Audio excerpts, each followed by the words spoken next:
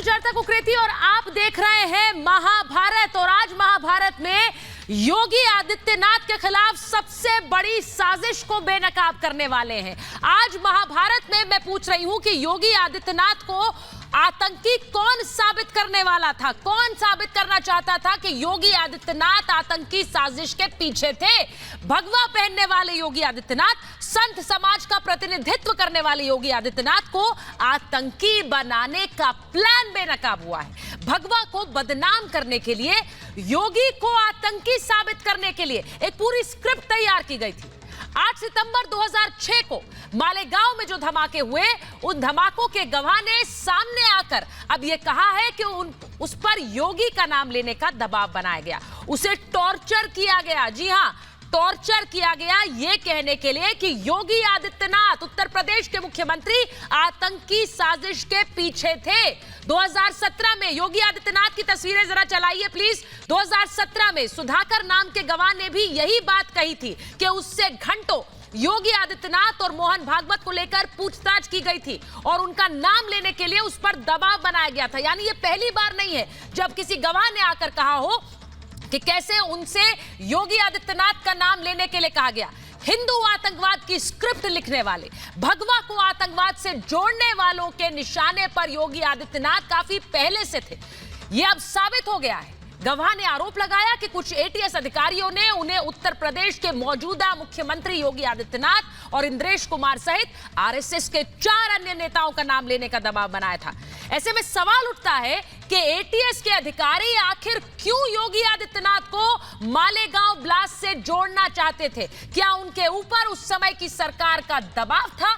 आखिर कौन था जिसने एटीएस को योगी आदित्यनाथ को आतंकी साबित करने का यह टास्क दिया था? यानी कि कैसे एटीएस योगी आदित्यनाथ पर शिकंजा कसने की तैयारी में थी। आज महाभारत में मैं पूछ रही हूं कि योगी के खिलाफ षड्यंत्र सक्रिय था, पूरा सरकारी तंत्र भगवा को बदनाम करने के लिए, योगी को आतंकी साबित करने के लिए पूरा एक तंत्र काम कर रहा था। और योगी आदित्यनाथ इस बात से अनजान पूर्वांचल में आतंकी गतिविधियों के खिलाफ अभियान चला रहे थे। जी, इसके बाद आतंकी धमाके की आड़ लेकर यूपी के मौजूदा मुख्यमंत्री योगी आदित्यनाथ को आतंकी साबित करने का यह षड्यंत्र रचा गया, क्योंकि बड़ी वजह थी योगी आदित्यनाथ का ऐसा अभियान जिसने देश विरोधी ताकतों की चूल्हे हिलाकर रखी थी। नेपाल सीमा के रास्ते हिंदुस्तान को अस्थिर करने की कोशिश करने वाले परेशान थे, क्योंकि योगी आदित्यनाथ की संस्था हिंदू युवा वाहिनी इस्लामिक आतंकवाद के खिलाफ अभियान छेड़ रखी थी।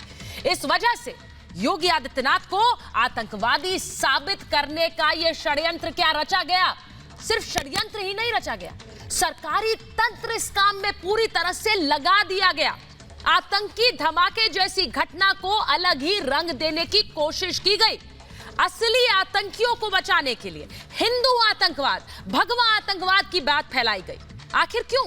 क्या सिर्फ तुष्टीकरण के लिए, एक वर्ग विशेष को खुश करने के लिए, वोट बैंक के लिए? क्या यह सब सरकार के इशारे पर हो रहा था? क्या कांग्रेस नेता एटीएस को ऐसा करने का निर्देश दे रहे थे? आखिर किसके कहने पर, मैं फिर पूछ रही हूं, आखिर किसके कहने पर सरकारी तंत्र योगी आदित्यनाथ को आतंकी बताने का जाल बुन रहा था? आज महाभारत में मैं कह रही हूं कि भगवा के विरुद्ध क्या चलाया गया सुनियोजित युद्ध, षड्यंत्र से भगवाधारी योगी आदित्यनाथ तो बच गए, लेकिन भगवा को बदनाम करने की जो कोशिश थी वो कम नहीं थी। साध्वी प्रज्ञा, असीमानंद जैसे भगवाधारी इस मामले में आरोपी बनाए गए, जो अभी जमानत पर बाहर है। बार बार ये आरोप लगते रहे कि साध्वी प्रज्ञा और असीमानंद को जबरन फंसाया गया, उन्हें टॉर्चर करने के आरोप लगे। साध्वी प्रज्ञा ने खुद आकर यह बात कही थी कि किस तरह से उन्हें टॉर्चर किया गया। उनसे कबूल करवाने की कोशिश की गई कि वो धमाके में शामिल हैं। बात यहीं तक सीमित नहीं रही, सरकार में शामिल लोगों ने हिंदू आतंकवाद, भगवा आतंकवाद जैसे शब्द उछाले। ऐसा नहीं था कि किसी छुटभैया नेता ने यह बयान दिए हों।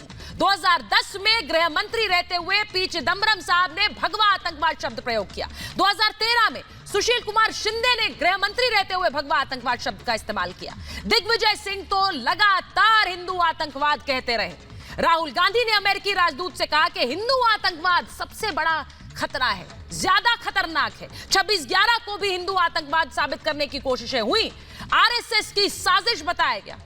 कभी असहिष्णुता, कभी मॉब लिंचिंग, कभी जय श्री राम पर बयानबाजी लगातार होती रही। हिंदुओं और भगवा को बदनाम करने की कोशिशें होती रही। आज तक हिंदुत्व के नाम पर एक विभाजनकारी राजनीति चलती है। कांग्रेस नेताओं की बयानबाजी चलती है जो कहते हैं कि आतंकवाद का धर्म नहीं होता। वो वही लोग कभी हिंदू आतंकवाद और कभी भगवा आतंकवाद जैसे बयान देते हैं। आखिर क्यों भगवा से इतनी नफरत है? वो भगवा जो सदा से ऋषि मुनियों का वस्त्र रहा है, धर्म की ध्वजा रहा है, मंदिरों की पताका रहा है, जो सदा से पूजनीय रहा है, उस भगवा को बदनाम करने की कोशिश, आतंक का प्रतीक बताने की साजिश हुई। आखिर किसे खुश करने के लिए, किसके तुष्टीकरण के लिए? आज महाभारत में पूछ रही हूं कि भगवा को बदनाम करने वाले अब क्या माफी मांगेंगे? कोई शक नहीं है, कोई मनगढ़ंत बात नहीं है। यह बिल्कुल सत्य है कि सत्ता में रहते हुए कांग्रेस के दिग्गज नेताओं ने भगवा को बदनाम करने वाले बयान दिए हैं, आतंकवाद से जोड़ा है। क्या भगवा को आतंकी कहने वाले अब माफी मांगेंगे? बात इतनी भर नहीं है कि भगवा को आतंकी से जोड़ा गया, भगवा को आतंकवाद से जोड़ा गया। इसका दूसरा पहलू यह कि असली आतंकियों का बचाव किया गया। वास्तव में जो आतंकी थे, जो इस आतंकवाद के पीछे थे, जिन्होंने भारत के खिलाफ जंग छेड़ रखी थी, जो भारत को दहला रहे थे, उन्हें तो सेफ पैसेज आपने उपलब्ध करा दिया। जिस वक्त भगवा को आपने आतंकी से जोड़ा, आतंकवाद से जोड़ा, उस वक्त पाकिस्तानी आतंकियों का बचाव तो आप ही ने किया। आखिर भारत के दुश्मनों को बचाने वाले और भगवा को बदनाम करने वाले क्या आप देश से माफी मांगेंगे? आज महाभारत में पूछ रही हूं खुलकर, हिंदू आतंकवाद को दुनिया के लिए खतरा बताने वाले क्या देश से माफी मांगेंगे? शायद कुछ लोगों को लगता होगा कि एक दिन योगी आदित्यनाथ उनकी राजनीति के लिए इतना बड़ा खतरा हो सकते हैं। शायद योगी के आगे उनकी एक राजनीतिक चाल ना चले, इसीलिए पहले ही योगी आदित्यनाथ की राजनीति खत्म करने के लिए उन्हें आतंकी साबित करने वाला यह षड्यंत्र रचा गया। क्या वो लोग अब सीएम योगी आदित्यनाथ से माफी मांगेंगे? सीएम योगी गरजते हुए कह भी चुके हैं कि कांग्रेस राज में हिंदुओं पर झूठे केस हुए, कांग्रेस को इसके लिए माफी मांगनी चाहिए। क्या कांग्रेस ऐसा करेगी?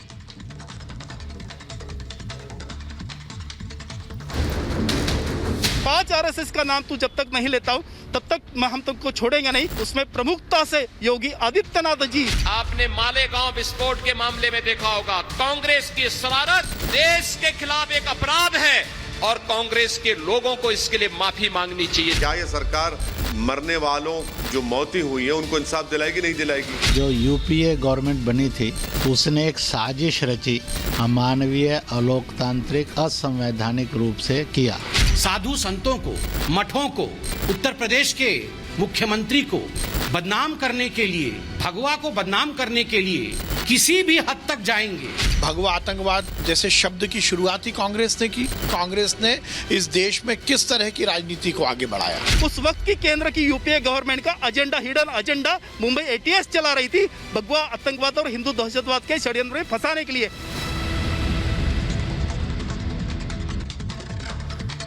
और मैं अपने मेहमानों का परिचय आपसे करा दूं, उससे पहले एक बड़ी खबर अपने दर्शकों को बता देती हूं कि कांग्रेस पर बीजेपी ने बड़ा हमला किया है। कहा है कि वोट बैंक को खुश करने के लिए आपने पाप किया है। जी हां, कांग्रेस ने घिनौना काम किया है। बीजेपी महासचिव सुनील देवधर का यह बयान आया है। राज्य सरकार से जांच की उम्मीद हमें नहीं है, आपने पाप किया है।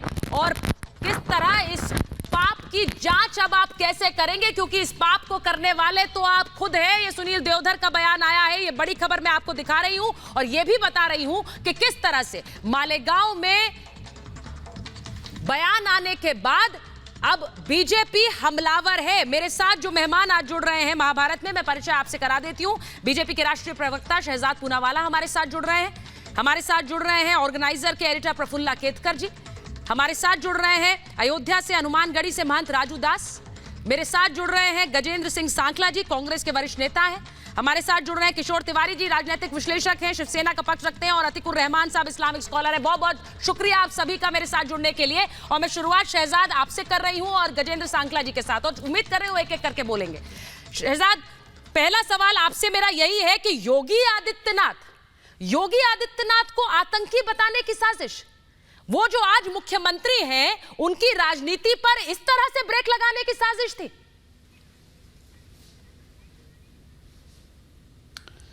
देखिए सुचारिता जी, इसमें दो पहलू है। एक तो वोट बैंक पर निशाना, इसलिए हिंदुओं को और हिंदू संतों को फंसाना, इस्लामिस्ट आतंकवाद और पाकिस्तान को क्लीन चिट दिलवाना और हिंदू टेरर का झूठा नैरेटिव बनाना, ये एक पहलू है। परंतु दूसरा पहलू जो इसमें सामने निकल कर आता है कि किस प्रकार से केवल फंसाना हिंदुओं को नहीं, संतों को नहीं, बल्कि इनका जिनके साथ सीक्रेट करार दिल का है पाकिस्तान, उसको क्लीन चिट कैसे दिया जाए। और इसका मैं आपको एक सीरीज ऑफ एविडेंस देता हूं। राहुल गांधी ने यूएस एम्बेसडर को कान में बोला कि देखिए एलईटी से खतरा नहीं है, वो चाहे आतंकवादी हमला करे फिर भी हिंदू ही ज्यादा खतरनाक है।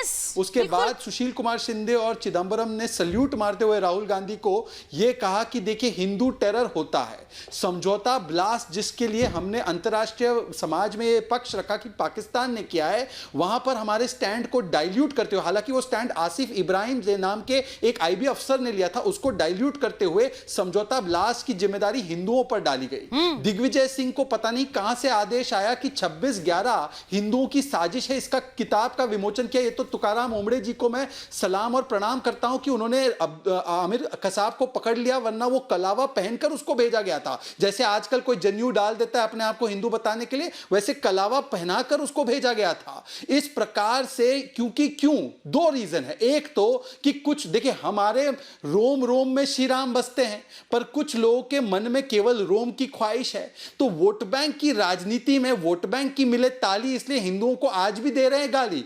किस प्रकार से हिंदुत्व को आईएसआईएस और बोको हराम से जोड़ा जा रहा है। हिंदू आतंकवादी होता है, हिंदू लिंचर होता है, जय श्री राम युद्ध घोष होता है। और दूसरा पाकिस्तान को बचाना, और किस प्रकार से समझौता ब्लास्ट, अजमेर दरगाह, मालेगांव में तमाम जगहों पर पाकिस्तान को क्लीन चिट देने का और लंबा फहरिस्त है। 370 पर, सर्जिकल स्ट्राइक पर, बालाकोट एयर स्ट्राइक पर, आर्मी के बर्ताव को लेकर पाकिस्तान बार बार कांग्रेस पार्टी में उनको एक समर्थक मिला है।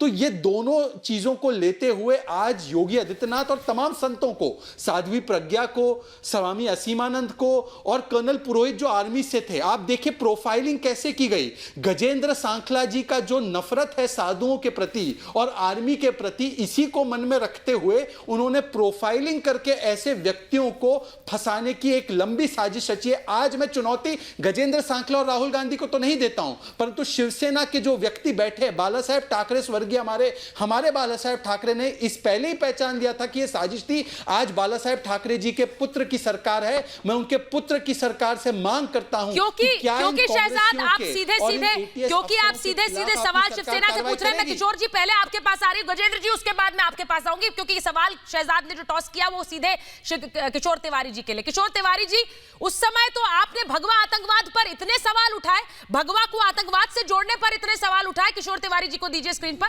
और आज जब ये साजिश खुलकर सामने आ रही है, योगी आदित्यनाथ के खिलाफ सबसे बड़ी साजिश, किस तरह से संघ परिवार के खिलाफ ये बड़ी साजिश को उनके नाम लेने के लिए दबाव बनाया जा रहा था, आज आप चुप रहेंगे क्योंकि राजनीतिक रूप से सूट नहीं कर रहा आपको बोलना?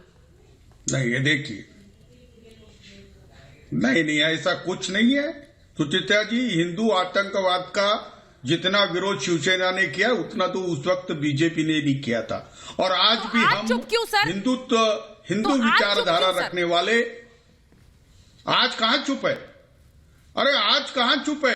एनआईए के सामने गवाह ने परमवीर का नाम लिया, शहजाद पूनावाला, 2014 से आपकी सरकार है, आपने एनआईए ने क्या किया? मालेगांव ब्लास्ट ने क्या किया? नहीं, सामने कोई लेख नहीं छापा आपने।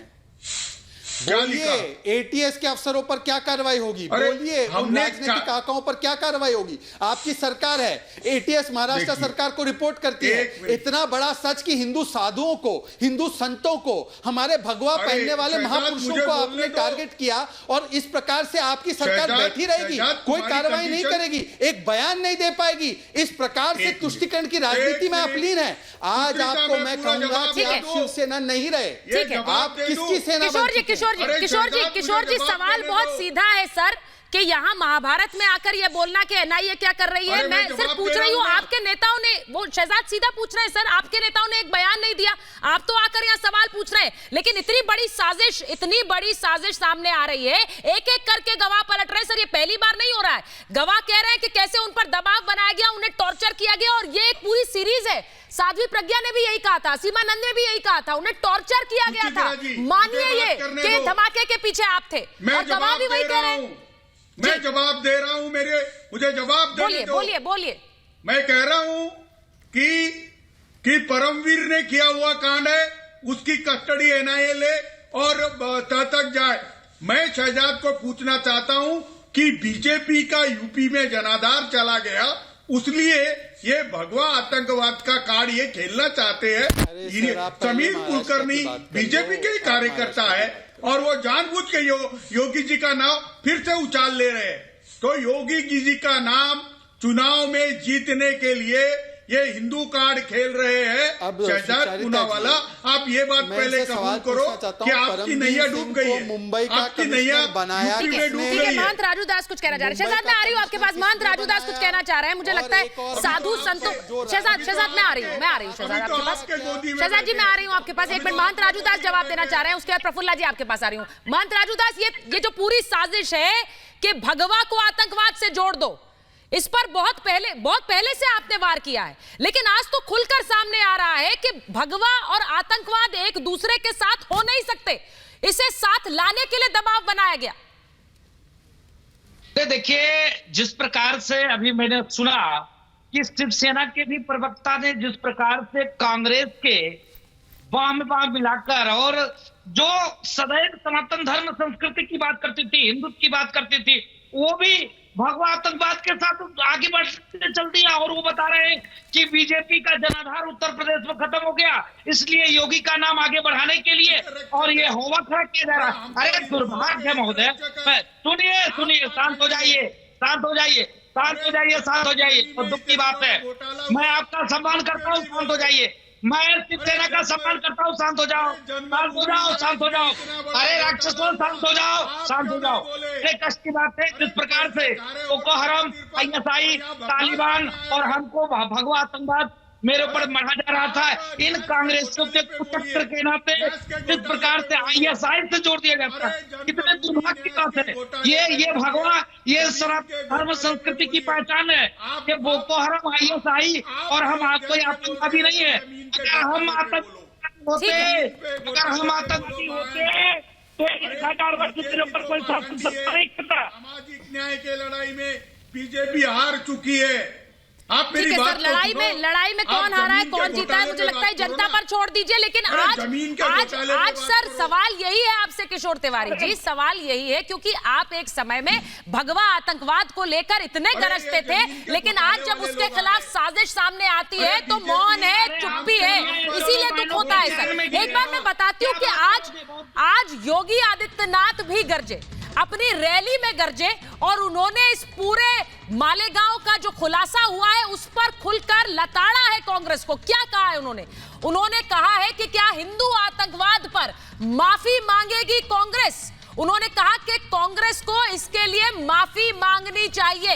योगी आदित्यनाथ ने आज अपनी रैली में कहा कि आतंकियों को कांग्रेस ने पोषित किया है। उन्होंने कहा कि किस तरह से देश के साथ खिलवाड़ कर रही है कांग्रेस, क्योंकि इस पूरे मामले को कैसे पलट दिया गया, कैसे इसमें हिंदू आतंकवाद और भगवा आतंकवाद को लाकर किस तरह एक धर्म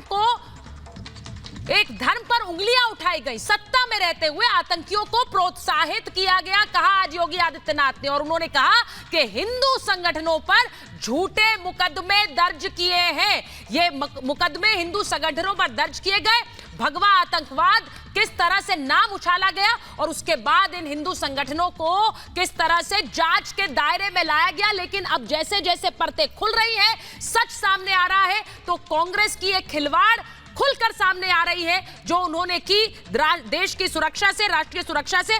मैं एक बार जा रही हूं गजेंद्र सांखला, आपके पास आ रही हूं। कांग्रेस खिलवाड़ कर रही थी राष्ट्रीय सुरक्षा से सर। सुचरिता जी, पहली बात तो ये बात शांति से हो सकती है, चिल्लाने की जरूरत नहीं है। जबरदस्ती चिल्ला करके माहौल खराब मत करो। और आपको एक बात और बतला दूं कि गुनाह इंसान करता है, कोई धर्म गुनाह नहीं करता।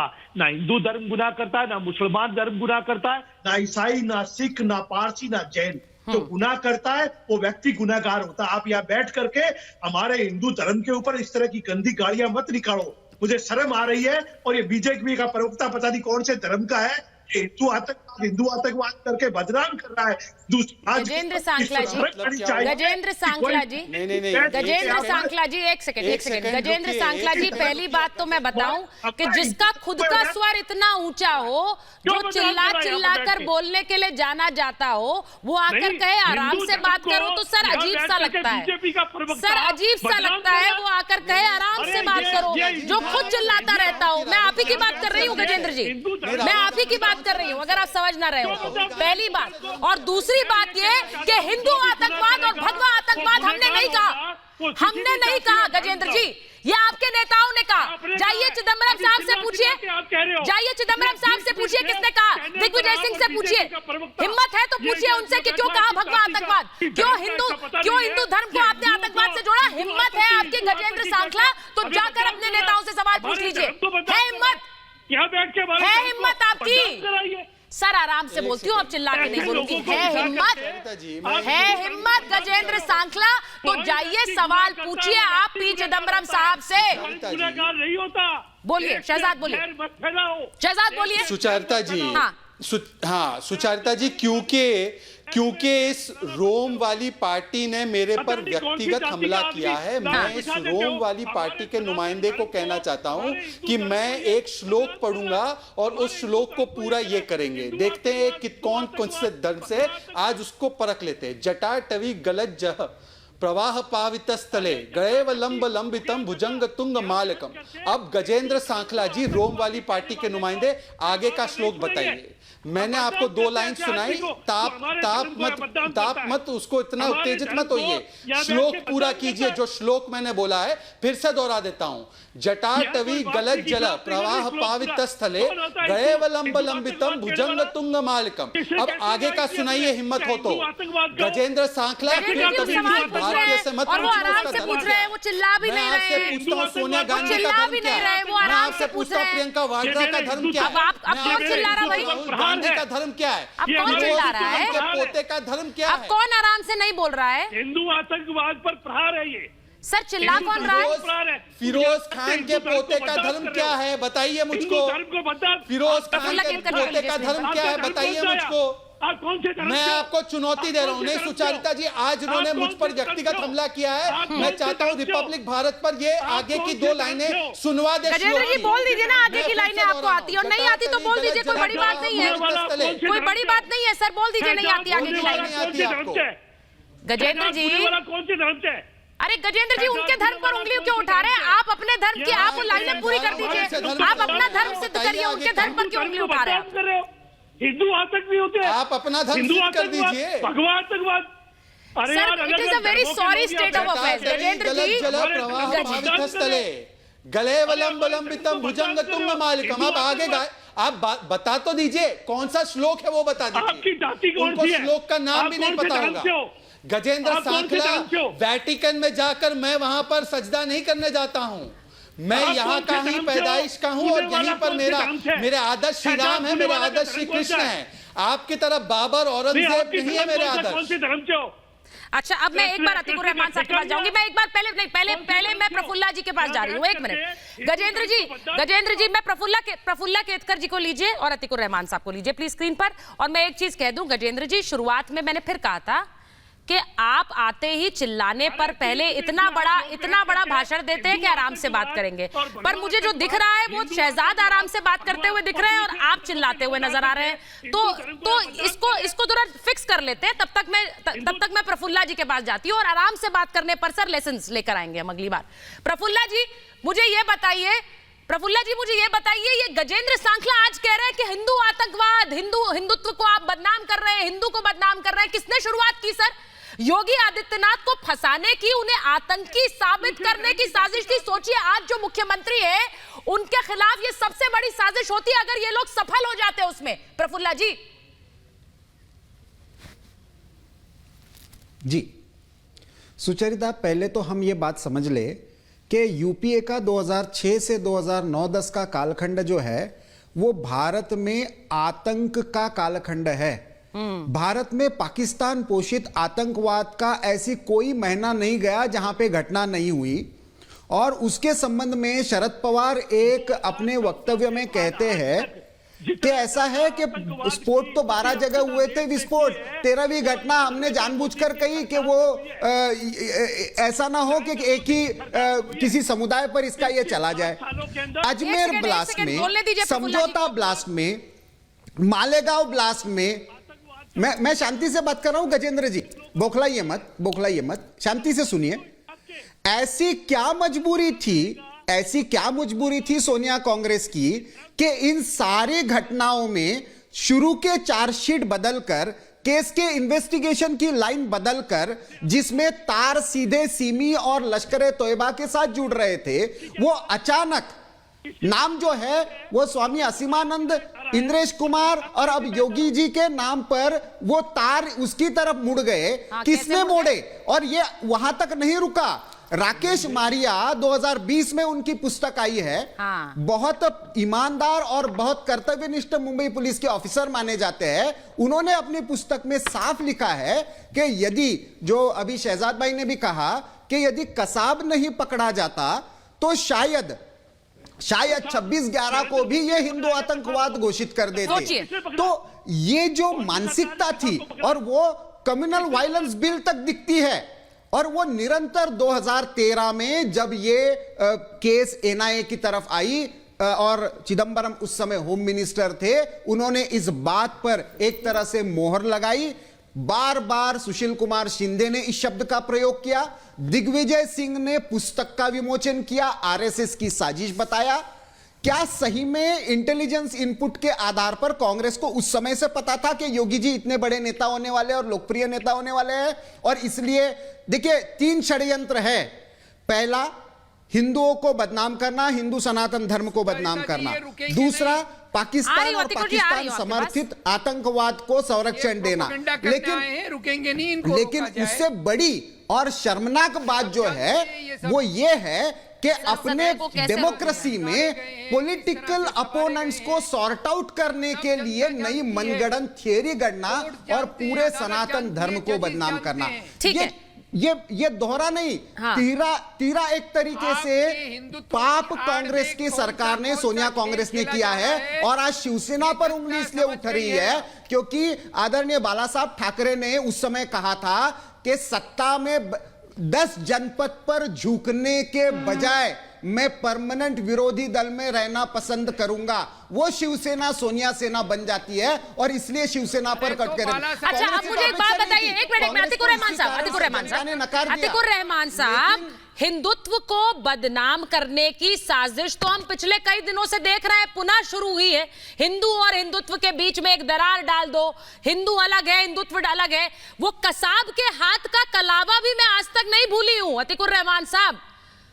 वो पाकिस्तान का भेजा हुआ कसाब जिसके हाथ पे किस तरह कलावा बांधा गया था, मौली बांधी गई थी कि बता सके कि ये हिंदू है, इसने आतंकवाद, और इसने वो जो बात कह रहे हैं ना प्रफुल्ला केतकर कि 26/11 को भी आप भगवा आतंकवाद से जोड़ने की तैयारी थी, उसी साजिश में साथ हो लिए, उसी साजिश में जो पाकिस्तान से रची गई उसी में साथ हो लिए।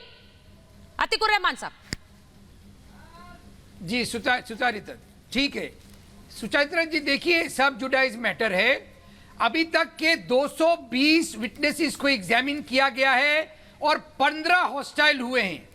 मैं आपके सामने, आपके पैनल के सामने छोटी सी बात रखना चाहता हूं कि अगर भारत के अंदर विटनेस प्रोटेक्शन लॉ अगर स्ट्रेंथन होता, विटनेस प्रोटेक्शन लॉ जो कि सुप्रीम कोर्ट ने कई बार इसकी गुहार लगाई है सरकारों से और पुलिस से कि विटनेसेस को प्रोटेक्शन दिया जाए, क्योंकि सरकार में क्यों बदल गई, भारत में इसके लिए कोई प्रावधान नहीं है। मैं आपको आश्वासन दे रहा हूँ, ये कौन बीच में बोल रहा है सुचारिता जी? ठीक है, एक सेकंड, हकीकत को छुपाना चाह रहा है जो बीच में बोल रहा है? कौन हकीकत को सामने नहीं लाना चाह रहा है? हाँ, अच्छा, यानी कि वो हकीकत जो अब सामने आ रही है ये झूठ है, ये आपने तय कर लिया। जो विटनेस आकर कह रहा है, जो गवाही दे रहा है वो झूठ है, ये आपने तय कर लिया, ये आपने तय कर लिया। मैंने फिर कहा सर, ये पहला विटनेस नहीं है, तय कर लिया ये पहला सर। इससे पहले जो सुधाकर जिसने कहा, मुझसे घंटों पूछा गया योगी आदित्यनाथ के बारे में, घंटों पूछा गया, ये घंटों पूछा गया। सुचारिता जी पूरा कर, सर वो सिमी के कनेक्शन का क्या हुआ? सिमी जिसका कनेक्शन लश्कर से था, जिसके बारे में तब के डीजीपी ने कहा कि सिमी इस धमाके के पीछे है, उसका क्या हुआ सर? चौथा स्तंभ उसको उस पूरी थ्योरी को किसने खत्म किया? तो जिम्मेदार कौन है? झुकता दिखाई दे रहा है, आप गुलामी करता दिखाई दे रहा है। चौथा स्तंभ धमकाया गया, जर्नलिज्म, अतिकुर रहमान साहब नहीं करना चाहिए। अतिकुर रहमान साहब एक सेकंड प्रफुल्ला जी एक minute, just give me a minute. 15 witness, just give me a minute sir, मैं एक सेकंड अतिकुर रहमान साहब को कुछ कहना चाहती हूँ। सर अतिकुर रहमान साहब एक मेरी बात सुनिए सर। सर ये बड़ा आसान हो गया है कि आइए और बैठिए डिबेट में और मीडिया पर सवाल उठा दीजिए, पत्रकार पर सवाल उठा दीजिए और बोल दीजिए सर आप अपना धर्म नहीं निभा रहे। आप अपना धर्म निभा रहे हैं? मुझे ये बताइए, अगर कोई हमला हुआ और उस हमले के पीछे देश विरोधी ताकतें थी, उनको बेनकाब करने के बजाय आप यहाँ बैठकर पत्रकारों पर सवाल उठा दे, तो आप अपना धर्म निभा रहे हैं क्या अतिकुर रहमान साहब? आप अपना धर्म निभा रहे हैं, मैं अपना धर्म निभा रही हूँ सर मैं निभा रही हूँ, लेकिन आप शायद नहीं निभा रहे हैं, आप गुमराह हो गए। इसीलिए दिखा रही हूँ आईना कि रास्ता सही पकड़ लीजिए सर, रास्ता सही पकड़िए। ये साजिश के पीछे असली लोग कौन है? ये पाकिस्तान का लिंक, सिमी का लिंक क्या हुआ? उस पर सब चुप्पी क्यों साध रही सबने? क्यों चुप हो गए सब? हम बचने नहीं देंगे। मैं आपको हकीकत दिखाती हूँ, बड़ी खबर जरा बताइए हमारे दर्शकों को। एक मिनट सर, मैं आपको बड़ी खबर बता रही हूँ। बड़ी खबर ये कि मालेगांव ब्लास्ट पर जो बड़ा खुलासा हुआ है वो मैं रिपब्लिक भारत पर आपको दिखा रही हूँ। मालेगांव के गवाहों के 95 पेज का बयान है और एटीएस ने कभी पूछताछ नहीं की। ये गवाह नंबर 1 का बयान है। एटीएस ने कभी नहीं बुलाया, ये गवाह नंबर 2 का बयान है। कभी पूछताछ नहीं हुई, ये गवाह नंबर 3 का बयान है। ये लगातार जो गवाह रहे मालेगांव ब्लास्ट के, उन गवाहों के बयान सामने आ रहे हैं जो कह रहे हैं कि हमसे तो एटीएस ने पूछताछ ही नहीं की, हमें तो कभी पुलिस ने पूछताछ के लिए बुलाया ही नहीं। जब पुलिस ने नहीं बुलाया, जब पूछताछ नहीं की गई, तो ये पूरा केस हिंदू आतंकवाद और भगवा आतंकवाद के खिलाफ कैसे बन गया? शहजाद को लीजिए। शहजाद जी आप बोलिए और अतिकुर रहमान साहब, फिर उसके बाद आपके पास आऊंगी। बताइए शहजाद, एक गवाह कह रहा है, ये मैं बता रही हूं, इनसे पूछताछ नहीं हुई। शहजाद जी, सुचारिता जी इसलिए पूछताछ नहीं हुई क्योंकि स्क्रिप्ट पहले से तैयार थी और ये स्क्रिप्ट कराची और इस्लामाबाद में बनी हुई थी और इसके एक्टर, इसको एक्ट करने वाले लोग यहाँ पर बैठे हुए लोग थे जो पाकिस्तान की सवाल है। सुचारिता जी प्लीज बार बार इनसे बोलिए, मैं आपको मौका दूंगी सर, आप बोलिए। क्यों आप बोलिए, लेकिन सही दिशा पकड़िए, बस ये गुजारिश है। कौन सच को रोक रहा है अब? हाँ सुचारिता जी, हाँ एक ही 10 सेकंड लूंगा। मैं इनसे सिर्फ इतना पूछना चाहता हूं कि 2008 में ये ब्लास्ट हुआ, 2008 से 14 तक तो जिस सरकार पे इनको भरोसा था वो सरकार थी दोनों जगह, तो इन्होंने तब क्यों कन्विक्शन नहीं करवाया? एक कन्विक्शन नहीं करवा पाए। 2008 से 14 के बीच में इतने सबूत होने के बावजूद, चलिए बीजेपी खराब, आरएसएस खराब, सारे हिंदू खराब, जो भगवा पहनता है खराब, यहाँ पे हमारे महंत बैठे वो खराब, आपके तो 2008 से 14 के बहुत अच्छे लोग थे ना, सारे पावन पवित्र लोग थे, उन्होंने एक कन्विक्शन नहीं करवा पाए। ये इसलिए नहीं करवा पाए क्योंकि कोई तथ्य नहीं था, सारा झूठ पर आधारित था और पाकिस्तान को बचाना एकमात्र लक्ष्य था। इसलिए 26/11 का भी एक षड्यंत्र था कि उसको भी पाकिस्तान को क्लीन चिट दे, भारत के हिंदुओं को दोष दे दे। ये आपकी षड्यंत्र थी। मैं एक बार अपने दर्शकों को बताती हूं अतिकुर रहमान साहब, उसके बाद आपके पास आ रही हूं कि योगी को तो फंसाना था, लेकिन किसे बचाना था? सवाल यही है, योगी आदित्यनाथ को फंसाना था, लेकिन किसे बचाना था? जरा निशान दिखाएंगे हम स्क्रीन पर। मालेगांव धमाके में एटीएस ने पहले सिमी का नाम लिया था, students Islamic movement of India का नाम लिया गया था। सिमी 2013 की चार्जशीट में अभिनव भारत का नाम आ गया, पहले सिमी का नाम आया, लेकिन 2013 में सिमी का नाम आ गया। एटीएस को सिमी का लिंक लश्कर से मिला था और जब जांच हुई थी तो सिमी कार्यकर्ताओं का लश्कर और जैश के संपर्क में रहना यह भी सामने आया था। 2013 में अचानक संघ के नेताओं पर आरोप लगे, संघ के नेताओं के नाम चार्जशीट में आए और योगी आदित्यनाथ का नाम लेने के लिए दबाव बनाया गया। ये अब कई गवाह ऐसे हैं जो सामने आ गए। मैंने पहले 2017 में नाम लिया सुधाकर, और अब एक और गवाह जो कह रहा है कि योगी आदित्यनाथ का नाम लेने के लिए मुझ पर दबाव बनाया गया। वहीं पाकिस्तान के आतंकियों का जिक्र इसमें कहीं नहीं है। ये धमाके हुए, सिमी का लिंक लश्कर और जैश से जरूर था, लेकिन पाकिस्तानी आतंकियों का कोई जिक्र नहीं। भगवा को आतंकवाद से जोड़ दिया गया और कई कांग्रेस नेताओं ने भगवा आतंकवाद ये शब्द प्रयोग किया। अब मैं पूछती हूं आपसे गजेंद्र जी, मुझे बताइए कि भगवा आतंकवाद का तो जिक्र चीख चीख कर किया गया, दिग्विजय सिंह आज तक कहते रहते हैं, शायद उनके लिए तो उनके लिए शौक है भगवा आतंकवाद पर हर चीज डाल दो। आप उन नेताओं से सर नहीं पूछते कि भगवा को आतंकवाद से क्यों जोड़ते हैं? आप शहजाद पूनावाला से पूछते हैं सर। जो भी व्यक्ति कहता है वो व्यक्ति गुनहगार है, गुनाह इंसान करता है। पहले आपको बता दूं, देश के अंदर पहला आतंकवादी हमला आरएसएस की छह पर महात्मा गांधी की हत्या हुई थी नाथूराम गॉडसे के द्वारा। ये आपके लेप लगाने वाले हिंदू क्यों नहीं बोलते कुछ? लेप लगाकर घूम रहे हिंदू जो है चुनावी, अगर महात्मा गांधी की हत्या गॉडसे ने की तो उसके लिए राहुल गांधी दोषी नहीं हो सकते, बंद करके रखे, कोई धर्म दोषी नहीं होता। दे रहा है राहुल गांधी। जोधपुर का आसाराम एक नाबालिग बच्ची के साथ बलात्कार करता हुआ, जिसको नरेंद्र मोदी के लिए, जिसको जमीन अलॉट की अहमदाबाद में, जिसके भवन बनवाए, जिसके उस संत ने एक महिला के साथ बलात्कार किया, 10 साल से वो जेल के अंदर खड़ रहा है, जोधपुर की जेल के अंदर। लेकिन उसके सर अगर मुद्दे उठाने तो राजस्थान के बहुत से मुद्दे मैं उठा देती हूँ, लेकिन अभी let's stick to the topic sir. अभी मैं जिसकी बात कर रही हूँ उस पर बोलिए सर। व्यक्ति के कर्म होते हैं, ठीक है, कर्म होते हैं, व्यक्ति के कर्म होते हैं। जो भी गुनाह करेगा वो व्यक्ति गुनहगार होगा। नहीं, बहुत अच्छी बात है। प्रफुल्ला जी मुझे ये बताइए, जो व्यक्ति करेगा उसके कर्म होते हैं। किशोर तिवारी आ रहे, प्रफुल्ला जी नहीं, एक मिनट गजेंद्र जी, मैं फिर कह रही हूँ आपसे, आप मुझे लगता है सर दिशा सही पकड़ना चाह रहे हैं, लेकिन शायद आपके नेता आपको भटकने के लिए राह दिखा देते हैं। तो प्रफुल्ला जी, आसाराम बापू कहाँ है अभी? नहीं प्रफुल्ला जी, मैं गजेंद्र जी को याद दिलाना चाहता हूँ, यही गलत फहमी में रह गए। 2 कमीशन बैठ गए कांग्रेस में, आरएसएस पर कोई आरोप नहीं लगा गांधी हत्या में, और आपके नेता राहुल गांधी जो है वो 2 जगह पे केसेस फेस कर रहे हैं। तो ये गलत आरोप लगाना छोड़ दीजिए टीवी चैनल पर। जहां तक आतंकवाद की बात है, उनको मैं स्मरण करा दूं, पूरे विश्व भर में 69 ऐसे संगठन है, 69। सिमी जो है वो student Islamic movement of India है, बैंड ऑर्गेनाइजेशन है। पीएफआई उसका नया रूप है। आप कहते हो कि इस्लाम और आतंकवाद को नहीं जोड़ना चाहिए, आपके नेताओं ने हिंदू और आतंकवाद को जोड़ा, आप उनसे सवाल क्यों नहीं कर रहे हो? कितनी बेशर्मी की बात है कि आप इस तरह से मुंह उठाकर शहजाद को सवाल कर रहे हो। ये तो थियरी गढ़ी आपके नेताओं ने। कांग्रेस का ऐसा क्या हित था? कौन से ऐसे राजनीतिक गजेंद्र जी, मैं सिर्फ ये कहना चाहती हूँ कि सर आपकी पार्टी को आपके जैसे नेताओं की जरूरत है जो मुखर होकर जोर से पार्टी को इस स्थिति में भी डिफेंड कर पाए सर। उसके लिए मैं बहुत धन्यवाद आपका, शायद आपकी पार्टी करेगी, लेकिन जो स्थिति है और जो तस्वीर सामने आ रही है वो दिखाती है कि हिंदू और हिंदुत्व को बदनाम करने के लिए सर कोई कसर आप लोगों ने छोड़ी नहीं है। जनता तो आपको रास्ता दिखाई रही है, अभी भी नहीं सीखेंगे तो कब सीखेंगे? बहुत धन्यवाद आप सभी का महाभारत में जुड़ने के लिए मेरे साथ।